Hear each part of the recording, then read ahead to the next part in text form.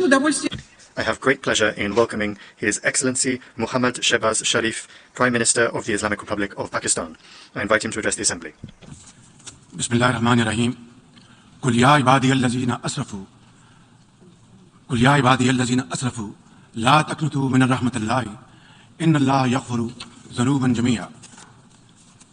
Mr. President, Excellencies, distinguished delegates. As I stand here today to tell the story of my country, Pakistan, my heart and mind have not been able to leave home. Standing here, I still feel that I am visiting one of the flood-affected areas of Sindh and Balochistan of my country. No words can describe the shock we are living through or how the face of the country lies transformed. I have come to explain firsthand the scale and magnitude of this climate catastrophe that has pushed 1/3 of my country underwater in a superstorm that no one has seen in one's living memory. For 40 days and 40 nights, a biblical flood poured down on us, smashing centuries of weather records, challenging everything we knew about disaster and how to manage it. Even today, huge swaths of the country are still underwater, submerged in an ocean of human suffering. In this ground zero of climate change, 33 million people, including women and children, are now at high risk from health hazards. With 650,000 women giving birth in makeshift tarpaulins, more than 1,500 of my people have been gone from this world in this great flood, including over 400 children. Far more are in peril from disease and malnutrition. As we speak, millions of climate migrants are still looking for dry land to pitch their tents on, with heartbreaking losses to their families, their futures, and their livelihoods gone for long times to come. Early estimates suggest that more than 13,000 kilometers of metal roads have been damaged, over 370 bridges have been swept away, 1 million homes have been destroyed, and another million damaged. More than 1 million farm animals have been killed. 4 million acres of crops have been washed away, stripping the people of their bread basket, and damage of an unimaginable scale. Mr. President, Pakistan has never seen a more stark and devastating example of the impact of global warming. Life in Pakistan has changed forever. I have visited personally and spent time in every corner of my devastated country. People in Pakistan ask, why? Why has this happened to them? When global warming rips apart whole families and an entire country at this ferocious speed, it is time to ask why, and time to ask not what can be done, but what must be done. The undeniable truth is that this calamity has not been triggered by anything we have done. Our glaciers are melting fast, our forests are burning, and our heat waves have crossed 53 degrees Celsius, making us the hottest place on the planet. And now, Mr. President, now we live through an unprecedented monster monsoon. It is literally a monsoon on steroids, as the UN Secretary General described it most befittingly. It is on steroids. One thing is very clear. What happened in Pakistan will not stay in Pakistan. As the Secretary General so candidly says, hotspots like Pakistan fall in the 10 most climate vulnerable list of countries, but emit less than 1% of the greenhouse gases that are burning our planet. It is therefore entirely reasonable to expect some approximation of justice for this loss and damage, not to mention building back better with resilience and strength. Clearly the time for talk about action is past.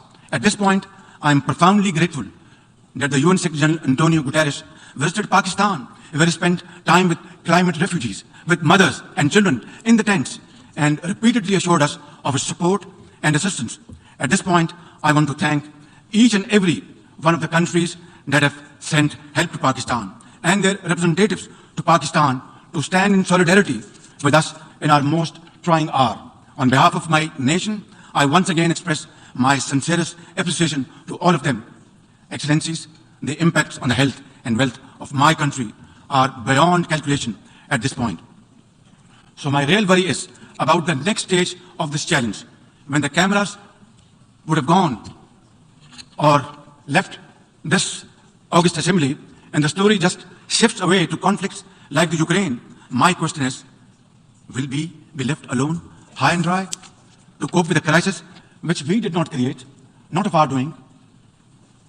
Where from and how to begin with to rehabilitate and reconstruct after the rescue and relief effort, which is still going on for 12 long weeks? For many of the lives we have saved, the future is dimmed by new fragility, lost homes, decimated livelihoods, deluged croplands, permanent food insecurity, and exposure to uncertain futures. Some 11 million people will be pushed further below the poverty line, while others will drift to cramped urban shelters, leaving little room for climate-smart rebuilding. Mr. President, for now, we have mobilized all available resources at our domain, squeezing resources from left and right towards the national relief effort, and repurposed all budget priorities, including development funds, to the rescue and first-order needs of millions, cash transfers to the most affected 4 million women, heads of household, had begun weeks ago via our social security program, the Benazir Income Support Program. It has been established in the name of former late Prime Minister Benazir Bhutto, and her son is our foreign minister today. 70 billion rupees, or almost $300 million from our own pocket, we are spending on this program. But at this point, the gap between our urgent needs and available resources is increasing by the day and amplified by the sheer unprecedented scale of this disaster. Our manpower and resources are totally overwhelmed and overstretched. The question to raise here is quite simple. Why are my people paying the price of such high global warming through no fault of ours? We have no contribution in this. Nature has unleashed her fury on Pakistan without looking at our carbon footprint, which is next to nothing. Our actions did not contribute to this. The dual cost of global inaction and climate injustice are having a crippling effect on both our treasury and our people, right here, right now, over there. Mr. President, this is going to be a long haul, and under these most trying circumstances, hope is the best enemy of darkness. And Pakistanis are known to be exceptionally resilient people. For my part, I'm fully committed, fully geared to fighting this battle for our survival in the tents, in the trenches with my people until we have rebuilt Pakistan to face the growing challenges of this century. It is high time we took a pause from the preoccupations of the 20th century to return to the challenges of the 21st century. The entire definition of national security has changed today, and unless the leaders of the world come together to act and act now on an agreed common agenda, there will be no earth to fight wars over. Nature will be fighting back, and for that, humanity is no match at all. Mr. President, Pakistan's urgent priority right now is to ensure rapid economic growth and lift millions out of poverty and hunger. To enable any such policy momentum, Pakistan needs a stable external environment. We look for peace with all our neighbors, including India. Sustainable peace and stability in South Asia, however, remains contingent upon a just and lasting solution of the Jammu and Kashmir dispute. At the heart of this long-standing dispute lies the denial of the inalienable right of the Kashmiri people to self-determination. India's illegal and unilateral actions of 5th August 2019 to change the internationally recognized disputed status of Jammu and Kashmir and to alter the demographic structure of the occupied territory further undermined the prospects of peace and inflamed regional tensions. India's ruthless campaign of repression against Kashmiris has continued to grow in scale and intensity. In pursuit of this heinous goal, New Delhi has ramped up its military deployments in occupied Jammu and Kashmir to 900,000 troops, thus making it the most militarized zone in the world. The serial brutalization of Kashmiris takes many forms: extrajudicial killings, incarceration, custodial torture and death, indiscriminate use of force, deliberate targeting of Kashmiri youth with pellet guns, and collective punishments imposed on entire communities. In a classic settler colonial project, India is seeking to turn the Muslim-majority Jammu and Kashmir into a Hindu territory through illegal demographic changes. Millions of fake domicile certificates have been issued to non-Kashmiris. Kashmiri land and properties are being seized. Electoral districts have been gerrymandered, and over 2.5 million non-Kashmiri illegal voters fraudulently registered. All this is in blatant violation of Security Council's resolutions and international law, particularly the 4th Geneva Convention. For our part, the Pakistani people have always stood by our Kashmiri brothers and sisters in complete solidarity and will continue to do so, no matter what, until their right to self-determination is fully realized in accordance with the relevant UN Security Council resolutions. I assure the World Forum and this august platform that we in Pakistan remain consistent in our commitment to peace in South Asia. India must take credible steps to create enabling environment for constructive engagement. We are neighbors and we are there forever. The choice is ours, whether we live in peace or keep on fighting with each other. We have had 3 wars from 1947 onwards, and as a consequence, only miseries, poverty, unemployment increase on both sides. It's now up to us to resolve our differences, our problems, our issues, like peaceful neighbors through peaceful negotiations and discussions, and save our scarce resources for promoting education and health and employment to millions of people, young boys and girls on both sides of the divide, and not waste our resources in buying more ammunition and trying to promote tension in this area. I think it's high time that India understands this message loud and clear, that both countries are armed to the teeth. War is not an option. It's not an option. It is not an option. Only peaceful dialogue can resolve these issues so that the world become more peaceful in time to come. Mr. President, Afghanistan today presents a unique challenge. 30 million Afghans are left without a functional economy and banking system that allows ordinary Afghans to make a living, to be able to build a better future. Pakistan would also like to see Afghanistan, which is at peace with itself and the world, and which respects and nurtures all its citizens without regard to gender, ethnicity, and religion. Pakistan is working to encourage respect for the rights of Afghan girls and women to education and work. Yet, at this point, isolating the Afghan interim government could aggravate the suffering of the Afghan people who are already destitute. Constructive engagement and economic support are more likely to secure a positive response. A peaceful, prosperous, and connected Afghanistan in our collective interest. As a neighbor, Pakistan is a vital stake in peace and stability in Afghanistan. We have led the humanitarian efforts to help our Afghan brothers and sisters. We must avoid another civil war, rising terrorism, drug trafficking, or new refugees, which none of Afghanistan's neighbors are in a position to accommodate. Pakistan urges the international community to respond in a positive way to the UN Secretary General's appeal for $4.2 billion in humanitarian and economic assistance to Afghanistan. Release Afghanistan's financial reserves, essential to revive its banking system. Pakistan shares the key concern of the international community regarding the threat posed by the major terrorist groups operating from Afghanistan, especially ISIL-K and Tehreek-e-Taliban Pakistan, as well as Al-Qaeda, ETIM, and IMU. They all need to be dealt with effectively and comprehensively, with the support and cooperation of the interim Afghan authorities. In turn, the international community should address Afghanistan's dire humanitarian needs. Mr. President, Pakistan strongly condemns terrorism in all its forms and shades and manifestations. Terrorism does not have a religion, ladies and gentlemen. It is based on dogma, fueled by poverty, unemployment, deprivation, injustice, and ignorance, and fanned by vested interests.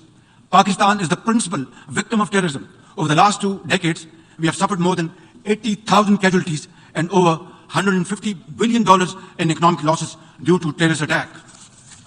Our armed forces, with the support of our people, mothers, traders, students, teachers, engineers, doctors, have broken the back of terrorism within Pakistan. Yet, we continue to suffer terrorist attacks from across our borders, sponsored and financed by our regional adversary. We are determined to defeat such cross-border terrorism. And I must say loud and clear that the amount of sacrifices Pakistan has made to defeat terrorism over the period of time has been unprecedented in the contemporary history of Pakistan. I tell often to my friends, if you see somebody, a mother or a child or a boy limping on the streets of Pakistan, maybe he was a victim of terrorists years back. That is the kind of sacrifice Pakistan has paid. Our generals, our soldiers, our doctors, mothers, teachers, students, and traders, they all paid their lives for Pakistan's well-being and defeated terrorism. And this peace which was restored back in Pakistan after great sacrifices is not only for Pakistan, it is a peace for global countries and global community. And we are very proud of it. And this is the biggest manifestation of our commitment, our concern, and our continued efforts to defeat terrorism wherever it is. Mr. President, Islamophobia is a global phenomenon. Since 9/11, suspicion and fear of Muslims and discrimination against them have escalated to epidemic proportions. The officially sponsored campaign of oppression against India's over 200 million Muslims is the worst manifestation of Islamophobia. They are subjected to discriminatory laws and policies, hijab bans, attacks on mosques, and lynchings by Hindu mobs. I am particularly concerned by the calls for genocide against India's Muslims by some extremist groups. Earlier this year, this assembly adopted a landmark resolution introduced by Pakistan on behalf of the OIC, designating 15th March as the International Day to combat Islamophobia.